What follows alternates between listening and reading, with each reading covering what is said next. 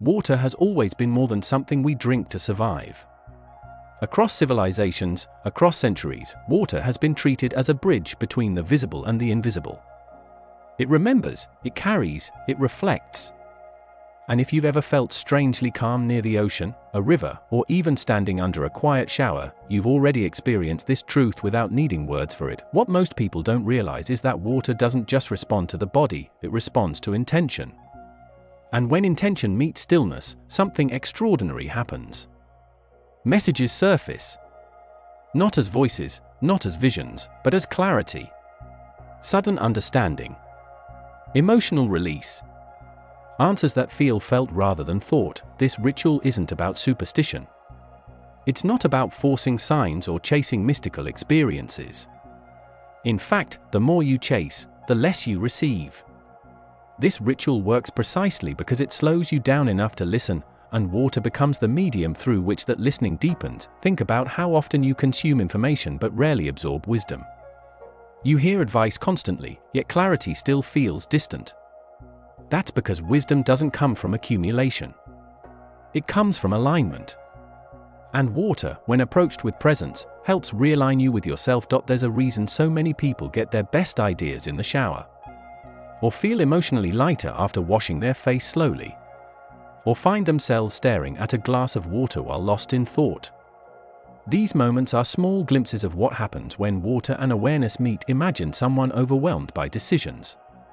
Career, relationships, identity. They try logic, lists, opinions. Nothing settles. Then one evening, they sit quietly with a glass of water, no phone, no noise, no urgency. They breathe. They slow their thoughts. And suddenly, something clicks. Not everything, just one thing. A next step. A truth they've been avoiding. That's not coincidence. That's resonance. Water is neutral, yet receptive. It doesn't judge. It doesn't distort. It reflects back what you bring to it. When your mind is chaotic, the message is muffled. When your mind is still, the message becomes clear. And here's what makes this ritual powerful. You don't need rare ingredients, special locations, or rigid rules. What you need is presence. Stillness. And a willingness to receive rather than demand. If at any point while listening you feel a sense of curiosity rather than skepticism, that's important. Curiosity opens doors that belief alone cannot. Stay with that feeling. Before we go deeper, take a moment to support this kind of content. Subscribe to the channel and leave a like. It helps keep these quieter, more intentional conversations alive, in a world that rarely slows down long enough to hear them. In the next part, I'll guide you into the foundation of the ritual itself, not the steps yet, but the inner state that makes the ritual work. Because without that state, water remains just water. With it, water becomes a mirror. Before any ritual with water truly works, something subtle but essential needs to happen inside you. Most people focus on what to do, the steps, the timing, the object, but the real key is how you arrive to the moment. Water amplifies whatever state you bring into it. If you approach it rushed, distracted, or skeptical in a defensive way, the ritual becomes empty repetition. Not because water fails, but because attention never fully arrived. This is why so many people say they tried the ritual and nothing happened. In reality, something did happen, they just weren't present enough to notice it. The inner state required here is not belief. Belief is too rigid. What you need is receptivity. Think of the difference between clenching your fists and opening your palms. One resists. The other receives. Water responds to open palms. Begin by understanding this. Spiritual messages rarely arrive as clear sentences or dramatic signs. They arrive as shifts. A feeling of relief. A memory resurfacing unexpectedly. A sudden emotional release. Or a quiet sense of knowing that doesn't need explanation. If you expect fireworks, you will miss the whisper. There's an example that illustrates this perfectly. Imagine someone asking for guidance about a relationship. They want a yes or no. They want certainty. During the ritual, no obvious answer appears. But the next day, they feel a strange heaviness when thinking about staying, and a calm lightness when imagining letting go. That contrast is the message. Water didn't answer in words. It answered in sensation. Your body understands truth faster than your mind does. Water helps bypass mental noise and speak directly to that deeper layer. To prepare your inner state, you need to slow your nervous system. Not completely, just enough to shift from urgency to awareness. You can do this by sitting quietly for a few minutes before the ritual, placing both feet on the ground, and taking slow breaths without trying to control them. Let your thoughts exist without following them. This isn't meditation in the strict sense. It's permission to pause. As you do this, notice resistance, impatience, doubt, restlessness. These are not obstacles, they are signs you're touching something real. Stay anyway. Water responds to honesty more than calmness. You don't need to feel peaceful. You need to feel present. Another important element is intention, not as a demand, but as a direction. Think of intention like tuning a radio frequency.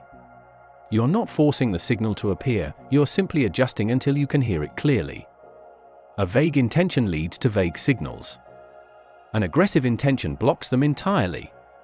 The most effective intention is gentle and specific, like, I am open to understanding what I need to see right now. Notice how that intention doesn't control the answer. It allows it. This is also why timing matters less than mindset.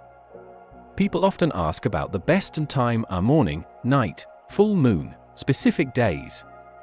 Those things can help psychologically, but they're not essential. The real question is, are you internally quiet enough to listen? If yes, any moment is sufficient. At this point in the video, if you feel yourself slowing down, even slightly, that's a sign the process has already begun. And if this kind of content is resonating with you, this is a natural moment to pause and support the channel. Subscribing and leaving a like helps more people find these quieter practices that don't scream for attention but stay with you long after the video ends. In the next part, we'll move into the ritual itself, the simple, grounded actions involving water, and more importantly, why each action works on a psychological and emotional level. No unnecessary mysticism. Just depth, meaning, and experience. Now that your inner state is receptive, the ritual itself becomes remarkably simple. And that simplicity is intentional. Complex rituals keep the mind busy, simple rituals keep the mind present. This one is designed so your attention doesn't scatter, it settles. Choose a clear glass and fill it with water. Room temperature is best, not because of mysticism, but because extremes distract the body. Cold shocks. Hot demands adjustment. Neutral allows awareness. Place the glass in front of you and sit comfortably. No special posture. No tension. Just stillness. Before touching the glass, pause. Look at the water without expectation. Most people glance and rush. Instead, stay with it for a few seconds longer than feels necessary. This is the first shift. You're breaking the habit of urgency. You're signaling to yourself that this moment matters now. Gently place both hands around the glass, not gripping it, just resting. This physical contact matters more than it seems. The body grounds the mind. When both are engaged, attention stabilizes. As you hold the glass, bring your intention back, not as a sentence you repeat, but as a quiet orientation. I am open to receiving what I need to understand. Nothing more. At this stage, many people expect something dramatic. Instead, notice something subtler. Your breathing slows. Your thoughts spread out. The inner noise drops slightly. This is the threshold where messages begin to pass through. After a few moments, take a slow sip. Don't drink the water all at once. One sip is enough. As you swallow, stay aware of the sensation, the movement, the temperature, the moment. This anchors awareness in the present. And presence is what allows insight to surface. Then you wait. This is the part most people skip, and the part where the real work happens. You don't analyze. You don't search for meaning. You simply sit and notice what arises. A memory. A feeling. A word. A discomfort. Or sometimes, nothing at all. Nothing doesn't mean failure. Nothing often means space is being cleared. Here's an important truth: the message doesn't always arrive during the ritual. Sometimes it arrives hours later. In conversation. In a sudden emotional response. In the way you react differently to something that used to trigger you. The ritual opens the channel, life delivers the message. There's a powerful example that illustrates this. Someone performs this ritual asking for guidance about their path. During the ritual, nothing happens. Disappointed, they move on. Days later, they feel an unexpected resistance toward an obligation they were about to commit to, something that once felt logical but now feels heavy. At the same time, an alternative they dismissed starts feeling lighter. That contrast is the message. Water didn't speak. It recalibrated perception. This is why repetition matters, not daily, not obsessively, but when you feel mentally cluttered or emotionally stuck. Each time, the ritual strips away a layer of noise. Over time, you become faster at recognizing truth, because you've practiced listening without forcing. And here's something subtle but life-changing: once you experience clarity through stillness, you stop chasing signs everywhere else. You stop outsourcing wisdom. You begin trusting your internal signal again. Water simply helps you remember how to listen. If this ritual resonates with you, this is a good moment for a final call to action. Subscribe to the channel and leave a like. It supports content that prioritizes depth over noise, and helps these messages reach people who might be searching quietly, just like you. As you return to your day, don't rush to label what happened. Let it integrate. Pay attention to how you feel when making decisions. Notice what brings calm versus tension. Water doesn't give commands. It restores sensitivity. And sensitivity is what guides you toward alignment. You don't need to perform this ritual perfectly. You just need to show up honestly.